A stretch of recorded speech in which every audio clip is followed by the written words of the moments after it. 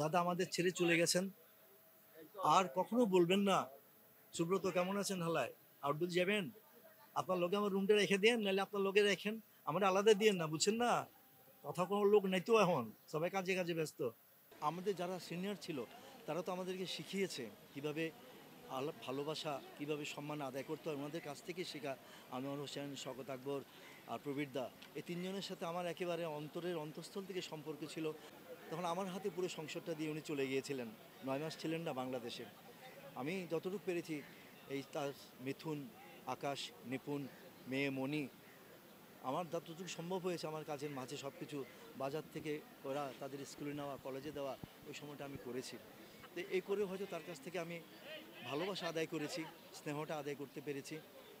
আর আসলে আমাদের যারা সিনিয়র ছিল তারা তো আমাদেরকে শিখিয়েছে কিভাবে ভালোবাসা, কিভাবে সম্মান আদায় করতে হয়, ওনাদের কাছ থেকে শেখা।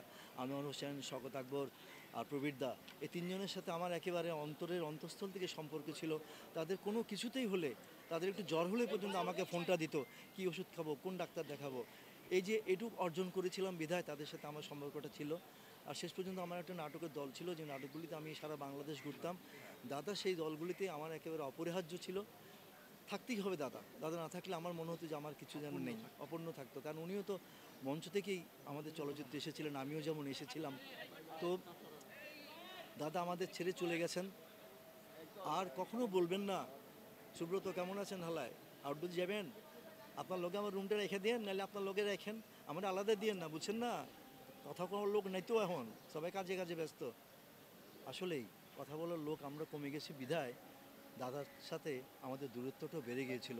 দাদা কথা বলতে পারতো না, দাদা শুনতো না, দাদা হুইল চেয়ারে চলতো, কে যাবে, আমরা অনেক না, দাদা গেলে তো দাদাকে কথা বলে দাদা উত্তর দিতে পারবে না, কথা শুনবে না। এই যে দূরত্বটা সৃষ্টি হয়ে গেল, সেই দূরত্বটা আজকে একেবারেই ছিন্ন হয়ে গেল। আর দূরত্বটা কখনোই আমরা কমিয়ে আনতে পারবো না, ব্যবধানটা অনেক অনেক হয়ে গেছে। দাদা পাড়ি দিয়েছেন, যেখানে চিৎকার করলেও দাদা শুনবে না, কানের কাছে কথা বললেও আর উত্তর দিতে পারবে না। দাদা আপনি ভালো থাকবেন যেখানে থাকেন, আমাদের আমাদের অন্তরে আপনি থাকবেন, আমরা যতদিন বেঁচে থাকবো। আজকে এই মুহূর্তে এটুকুই আপনার জন্য কামনা করতে পারি।